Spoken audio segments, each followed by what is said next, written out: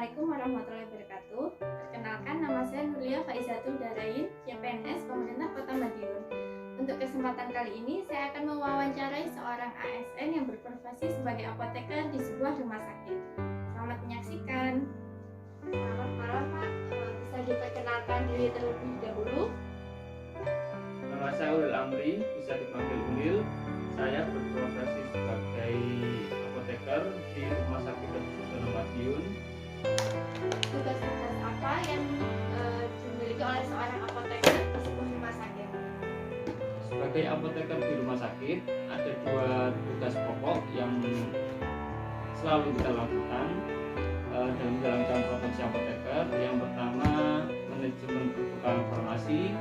Kemudian yang kedua, pelayanan farmasi klinis. Untuk manajemen perbekalan farmasi, mulai dari pengadaan obat, kemudian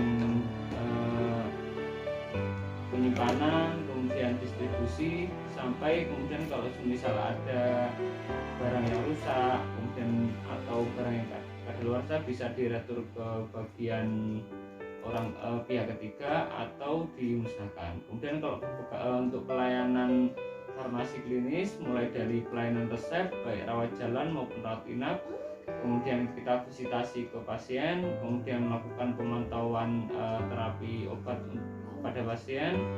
Kemudian terkait dengan manajemen perbekalan farmasi, kita harus sebagai apoteker harus memastikan bahwa perbekalan farmasi, entah itu obat, entah itu alat kesehatan, entah itu vaksin, atau entah perbekalan farmasi yang kosmetik dan lain-lain, itu harus terjamin mutu dan kualitas dari obat tersebut. Kalau ada kecacatan, maka harus dikembalikan ke PBF atau orang yang mensuplai obat tersebut. Kalau terjadi adanya kecacatan fisik, juga harus dikembalikan. Hal ini dimaksudkan untuk menjamin bahwa obat atau alat kesehatan yang kita gunakan masih berkualitas baik dan efektif digunakan pada pasien yang mengalami penyakit tertentu. Kemudian terkait pelayanan farmasi klinik, salah satunya kita harus melakukan visitasi ke pasien. Hal yang kita lakukan adalah melakukan rekonsiliasi obat, apakah dia membawa obat dari rumah, kemudian apakah dia terdapat alergi, kemudian apakah dia mengalami kondisi-kondisi khusus yang terkait dengan obat, misalkan dia sudah pernah mendapatkan efek samping terkait obat. Kita juga harus memberikan edukasi terkait obat yang didapat ketika dia masuk rawat inap, misalkan dia sakit tertentu, kemudian dia dapat berbagai macam obat. Kita harus memberikan edukasi obat ini digunakan untuk apa, secara indikasi, kemudian potensi efek samping yang bisa terjadi, kemudian bagaimana cara penggunaan obat ini, apakah sebelum makan atau setelah makan. Hal ini dimaksudkan untuk menjamin bahwa terapi yang diberikan oleh sejawat yang lain, entah dokter atau dokter spesialis, dapat memberikan efek terapi yang terbaik di pasien. Jika ada permasalahan dalam menjalankan tugas, biasanya apa yang dilakukan oleh Bapak? Seperti tempat kerja yang lain, di instalasi farmasi juga terdapat banyak masalah, baik itu masalah yang ringan, sedang, maupun yang sangat kompleks ya, yang tidak hanya terkait dengan instalasi farmasi, bisa terkait dengan instalasi yang lain. Biasanya kalau terjadi masalah atau hal yang tidak sesuai, kita melakukan musyawarah, kita melakukan rapat kecil di internal kita, kemudian kita tampung saran-saran atau masukan-masukan yang terkait dengan masalah itu, kemudian kita carikan solusi yang terbaik untuk memecahkan masalah tersebut. Tantangan apa yang biasanya muncul saat menjalankan tugas, Pak? Kalau terkait tantangan yang ada di instalasi farmasi ya, kalau di rumah sakit ini, karena kita sebagai apoteker, kita memiliki rekan kerja yang berada di bawah kendali kita, yaitu kalau di farmasi kita ada tenaga teknis farmasi, itu yang bertugas melakukan pelayanan farmasi tapi secara teknis, seperti mengetiket obat, kemudian menyiapkan obat, itu di bawah kendali apoteker. Yang harus kita lakukan harus memberikan harus mengayomi. Istilahnya kita juga tidak boleh semena-mena memberikan tugas yang mereka tidak mampu atau memberikan tugas yang berlebihan, itu tidak boleh. Kemudian kita juga karena tugas di farmasi itu sangat banyak, sangat mulai dari hulu ya, mulai dari kita pengadaan sampai pelayanan farmasi di pasien, karena banyak kita harus memberikan kepercayaan kepada mereka terkait dengan pelayanan farmasi itu. Karena jumlah apoteker di rumah sakit juga terbatas dan juga TTK juga terbatas, maka kita harus saling berbagi, memberikan kepercayaan agar pelayanan farmasi itu dapat berjalan dengan baik dan sesuai dengan standar. Hal apa yang harus dimiliki untuk menjadi seorang apoteker yang baik?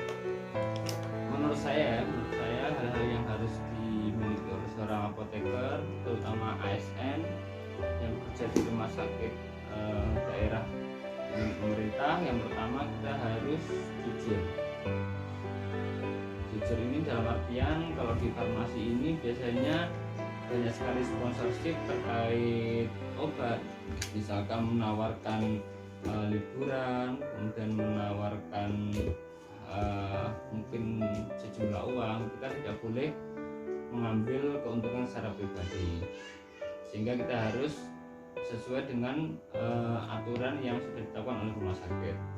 Kemudian yang kedua, yang harus kita miliki profesional, artinya kita harus melakukan tugas itu sesuai dengan tupoksi dan mutu yang sudah ditetapkan. Melakukan pelayanan rasa kita harus cepat, harus benar, dan memberikan edukasi yang baik kepada pasien. Kemudian yang terakhir harus inovatif, karena semakin zaman berkembang, pelayanan farmasi semakin dituntut untuk bisa mengikuti perkembangan yang ada di tidak hanya di Indonesia, di dunia, baik terkait obat, pembelian terapi obat, kemudian inovasi terkait pelayanan farmasi yang lain. Kita harus ada hal-hal baru yang dieksplorasi sehingga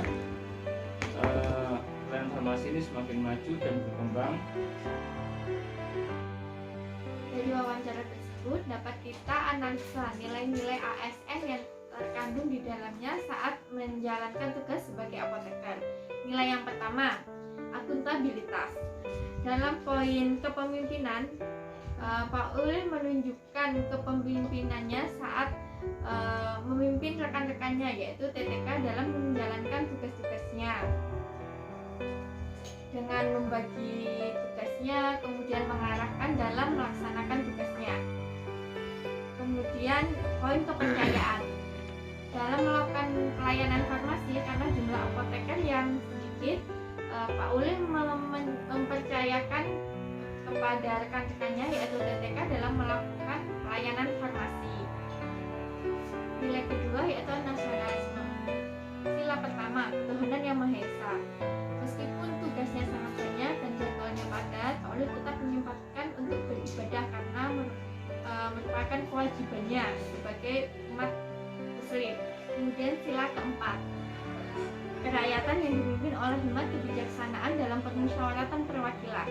Dalam setiap masalah yang ada dalam pekerjaannya, Pak Ulil selalu melakukan musyawarah dan dengan rekan-rekan kerjanya melalui rapat kecil ataupun rapat internal untuk mendapatkan saran dan masukan dari teman-temannya untuk mendapatkan hasil yang lebih baik. Nilai ketiga, etika publik. Dalam hal ini ditunjukkan poin profesional. Pak Ulil melakukan tugasnya secara profesional sesuai dengan keahliannya, sesuai dengan profesinya, terutama dalam melayani pasien-pasien ataupun pelayanan farmasi yang lain. Dalam pelayanan farmasi klinis seperti yang diceritakan Pak Ulil tadi, berhubungan dengan pasien-pasien mengenai resep obat, Pak Ulil melakukan pelayanan secara jujur, cepat dan akurat dalam menyampaikan penggunaan obat, indikasi obat maupun efek samping dari obat. Nilai keempat yaitu komitmen mutu. Dalam poin ini yang paling terlihat adalah orientasi mutu. Pak Ulil dalam melakukan tugasnya selalu memperhatikan kualitas dari obat maupun produk kesehatan yang lain dengan mengecek kadaluarsanya maupun dari fisik obat.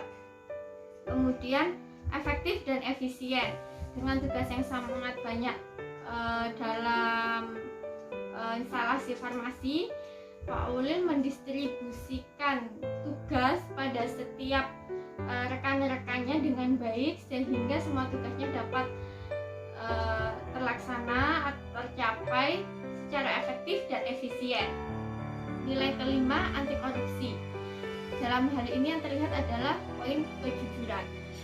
Dalam dunia farmasi mungkin banyak godaan-godaan dari sponsorship, perusahaan obat atau yang lainnya.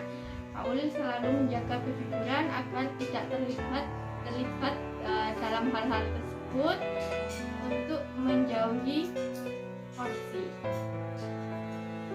5 nilai ASN yaitu aneka, akuntabilitas, nasionalisme, etika publik, komitmen mutu, dan anti korupsi diterapkan oleh Pak Ulil dalam menjalankan tugasnya. Hal tersebut dapat menjadi contoh buat kita untuk menjalankan tugas kedepannya dan menjadi ASN yang baik. Sekian video hari ini, semoga kita dapat menerapkan nilai-nilai ASN di tempat kerja kita masing-masing. Wassalamualaikum warahmatullahi wabarakatuh.